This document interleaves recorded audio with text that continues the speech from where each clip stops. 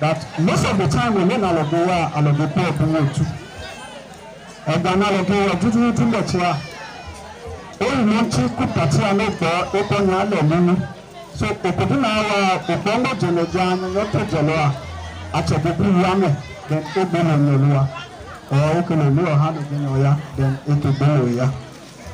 Odon Nana Lanchana, Odon Lobo, and to touch a woman around Nalanga, a burger now Labua, a Bobo Manada and Lepoa. And Uhain Penalda Petra, over Uhain, and the Provincial Diane, the Tajiki or Otomogana, then. So, Okalama, Rakunu Tanchichima.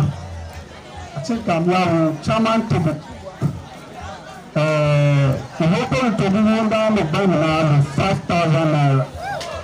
I don't know, every money by 1 million. So I go back to one channel.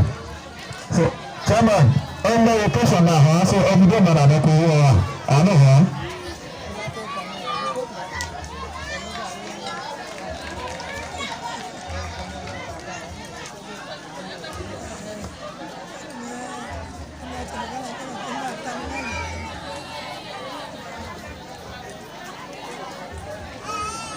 chairman okay, open now. Okay, Olemania with a sum of 1,000 naira. Anyakuchi.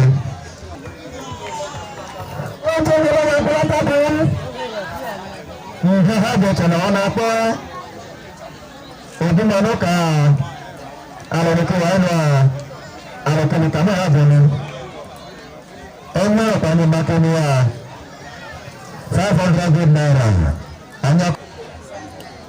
Chalo Diana Roga Hilandara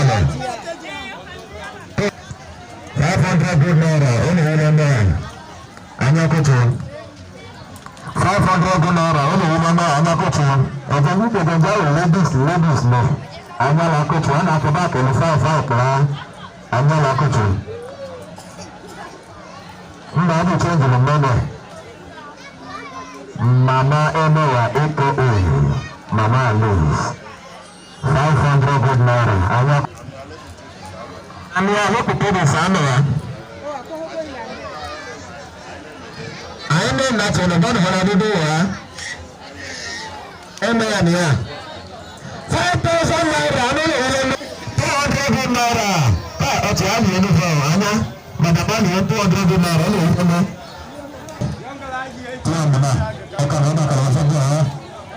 Yes. I know I put you to good naira. No, 500 good naira. I know I put you just what you know to. And about 500 good naira, Mr. 200 good naira, balance of 300 naira.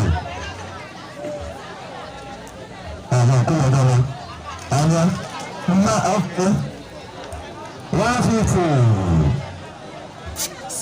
200 good naira, balance of the number. About 200 good naira.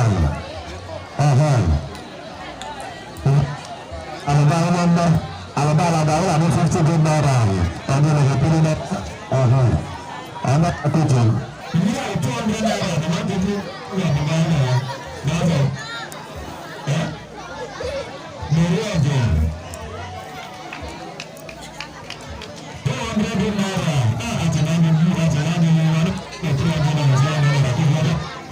Yes.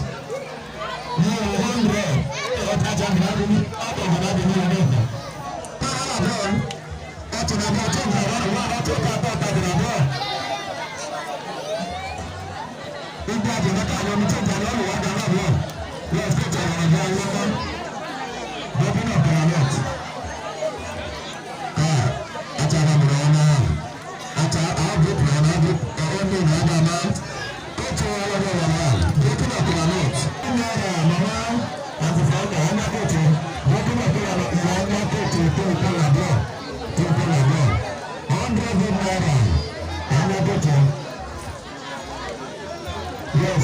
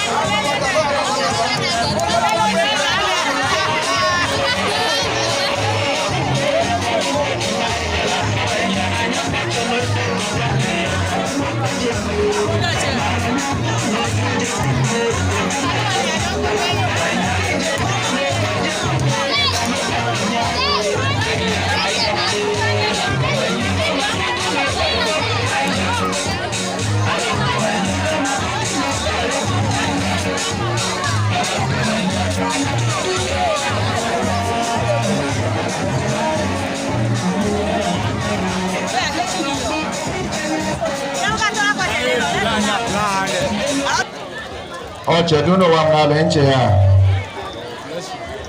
Ogbo gugu holo. Abake nyole ya. Yege kwanyonye ne. Nga bali kobono mma. Ami agbo celebration na ole nga le celebrate no a. Ogwonwa je no kwa le gbo buka lo onyo bukto to a. 4,000 gold naira ole celebrate marriage a. Ejinu chairman te bo akpo akla. Oche nno wam le ba ke ti bi le bo. Nke ha ja nne. Nke ga ka bia ha pa ni England. 3,000 gold naira. 3,000 gold naira. Aba botolon kocho. Aba botolon kocho. Chairman te butiri ano kelala bloa. Anya la kocho. Kocho kanyo bade la. Aloto wecho la nya gaga. Ejino kwalo wa memle boa. Aloge o memle igwede. In support occasion na memlo 4,000 naira. Charity table 1. Ano kela la bla coach aba botolo ko wera lo. Anu mage helikodon ma. Unwalo ho na anya coach. 3,000 naira. Charity table 2. Anu ka anu support marriage alele a coach. Aloke ba yo nyon lele mema. Aloke ba ele akpone. Charity table 3. Anya kocho o ma ke ha munai abo ma munama aloke ba anya oche duma no ge kela so mama ka mi guri pay iyo o ka mi wenne inua mother of the day ya mi ne anya kwache ge mi je no 2,000 naira ole inu alo ole inu oye o hale po inu apo a lord so kwa o ka yin ni o mele ke bi o nego apo 2,000 naira anya kocho dede okoi bi otopo Sunday okele marriage a mele ale gbigbo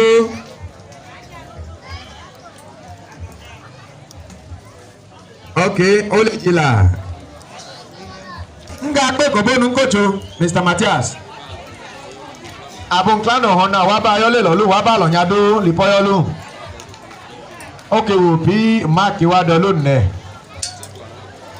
3,000 naira ole yu table lo kocho Olumaika 1,500 naira aka Toles. O kana leke ne ati ene ati tu wene du. O kana ati tu de. 2,000 naira. O kele support marriage anya la kocho. Anya la kocho aba boto le aje je ajo je ajo program. Onyu Toles abu Toles kwe la ka. Oku marriage yo yeku a. Oku marriage yo ma you ma ka e. O chonu no. Awon chonu no. 500 naira no le support awo anya alo kahini alo hale ochelo hale na coordinator youth nowhere ochelo ke chiche na youth ya present youth there Agbasu okay Agbasu aka su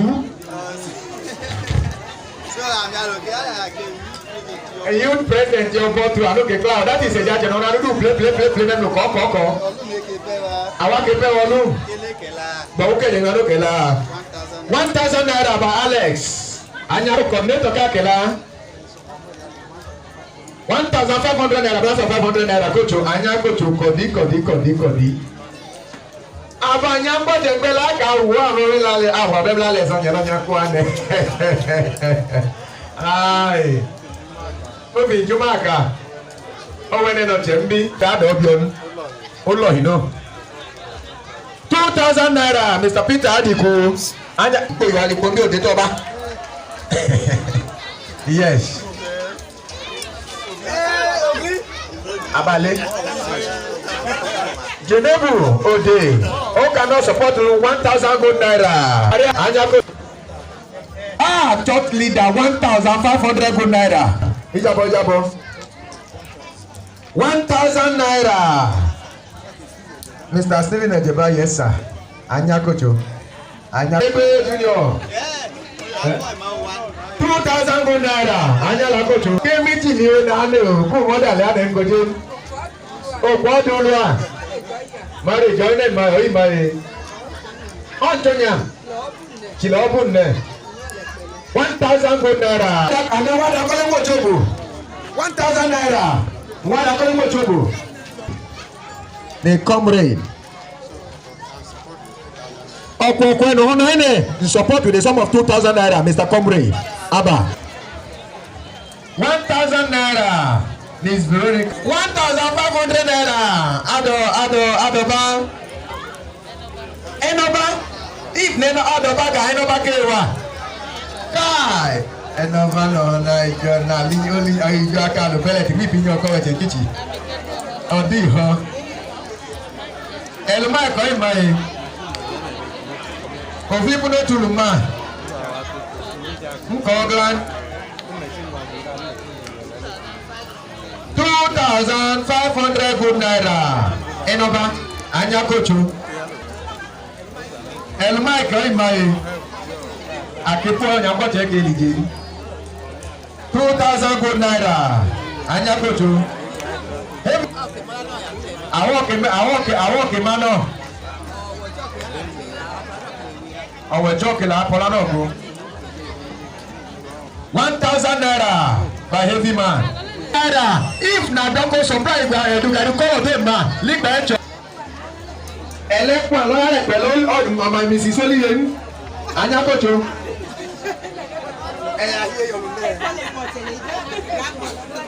Alale kuma alale kodo na fún yonjo. Ngarulo. Ena yadaba. Alale chelo fever biom. Kocho. Mama boy. AKA Elizabeth. Kayo 500 good.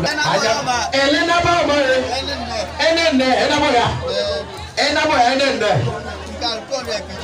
200 good naira ole ko Kocho. Anja Kocho. Mama dog I name line 500 good naira. Ala boje ya. Ala boje Anja Kocho. I name la. Anja. Onye ni no na wa ke ka we ni no. Elelelele we ni no. 500 good naira. Anja Kocho AKA NI. Anja Kocho. Amiga kela. Ekwe. Omega tuma ko gaga. Nke jaden. Eku ka tinu begere. O paje jole dudu yalo. Oma, just Joma in general, Kelama, Ama, Yamara, 200 good naira. Anja Kocho. And then back to Mela, 200 good naira. And then 500 naira, and a jabo. 500 naira, 300 naira. Balance of Anja Kocho. Anuma. Nke Okelapo. Elekpo Olumakodanga Koglano. 1,000 good naira, Mr. Sunday. Tone Lukoto. Anya. Kai. Achirana atete jobusi sani ngoje. 500 naira. Mr. Moses, from Moses. Anya Kocho. 200 good naira, Mr. Alien. Okay, no, Jano Kagewu. Mark Achanu no. Adeko Chenoglano na inu gelo ko inu ade na kwoto mujuwa mane. Unko okay nke chela because in level you akupi color. Anya. Marriage nu mawa o ma anu kela ma. Nana no kelo pa nu wa nwe po. Oyi no weli pelo. Ojo a. Odat mana. 500 good naira, AKA. Christian music there. Hello. Alano ya tete anu aya. Alaba support do. Kele ya do manu DJ Pablo. Dewa. Ejo nya no agwa chowe awa ke puche nu enpo. Adogwa kela apeji a LY ochi na ga pokelu mane. Okay, hona na wala ho la dondu. Agwa tetelo nya ho. Ipiga akojo eje na agwa chowe akupokela lo. Adum male po ado pokela dum. Okay, lo no.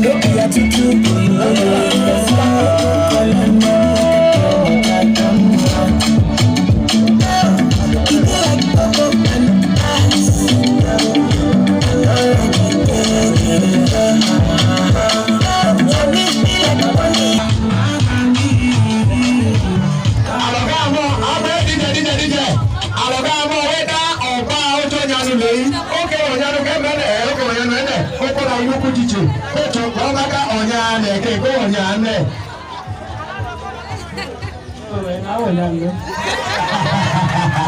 Ala bukutana ojo nyanu aboke ọ̀nyá mma if no ọ̀nyá ọ̀chẹ̀chìkì gan-an akọ saka o.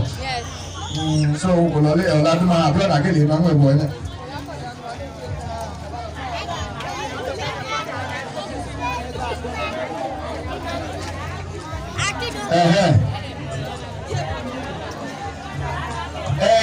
Ọ̀rẹ́ kánú kó nyàmá ti dé nù mà.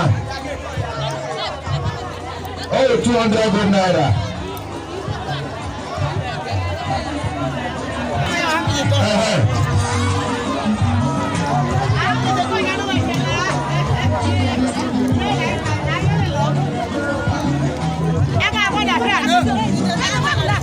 Why did you not come to work? No, what's the night? Oh, 200,000.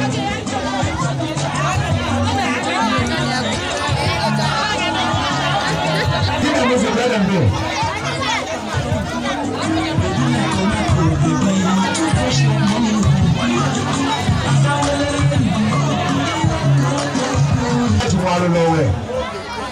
Àwọn tó káàdì máa lọ rẹ̀ à mọ́tò akéyọ̀ bàjẹ́ so wàá tẹ̀lé ju mọ́tò bá kejì láti lè gbé mọ́tò àyà.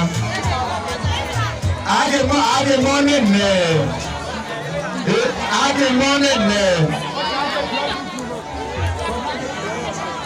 ọ̀nà ọba àkẹ́lẹ́ ọ̀kadà kọ́ ní ngbóná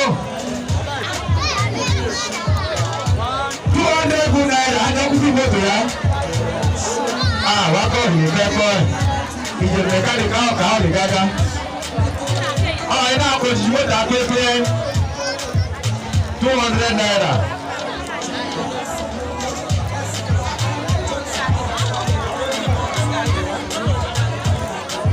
All right.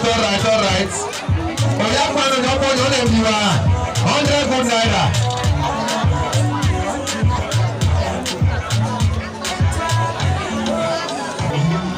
Nítorí ọ̀dọ̀ naira alùmíjàbọ̀. Oya pàánù ní ọkọ̀ bíwá 200 good naira. Àyàn ọmọ ní abíwá ẹni àbíjì lọ́pàánù ní ọ̀lẹ̀ fúta yà ẹnẹ. Ìyẹn tó ṣe 200 good naira ẹni ọkọ̀ fi gẹ́lù. 200 naira ẹni ọkọ̀ fi gẹ́lù. Wetin concern na? Okay, 200 good naira ẹni ọkọ̀ fi gẹ́lù. Ẹni ọkọ̀ fi gẹ́lù.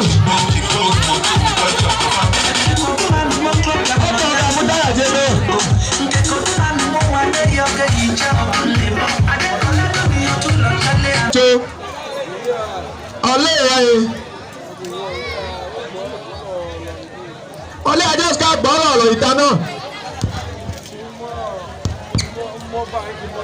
Nke mọ́ bá mọ́nyà ẹ́. Okege anụ ọba ẹwà akepọ ẹ sọni okege anụ ọba ẹgànú ọba àárọ̀ ìpele ọka ẹwà ẹjẹjẹ wa akẹlẹ alùpùpù ìpọ kampọ if n'oge pọ kẹlẹ alùpùpù ìpọnu.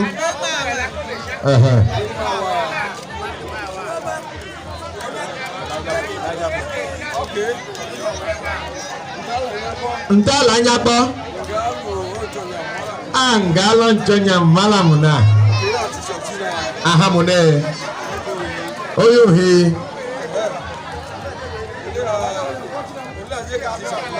Nje ka ham na bobu enyo nko egodu no kele obamlo nyaja no jonya ma 500 good naira la flay bobu why 500 good naira la flay anya ko logale good naira ikuta nu mafa 100 good naira ni kababa wa àwọn abọ́lọ́pàá gà nǹkan àlẹ́ náà alábàpẹ̀pẹ̀ lọ́gbọ́ 200 good naira alábàpà 100 naira 200 good naira 200 naira alábàpẹ̀pẹ̀ lọ ọ̀rọ̀ ìkẹrẹ 100 good naira.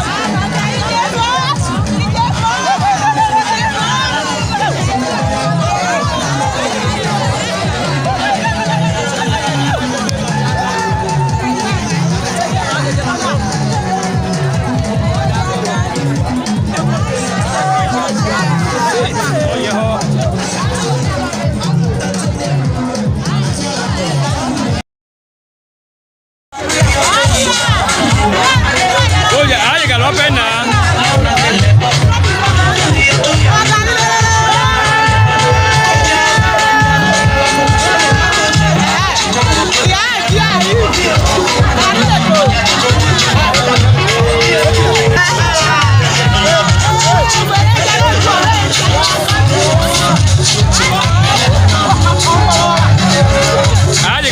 Llega logo tu.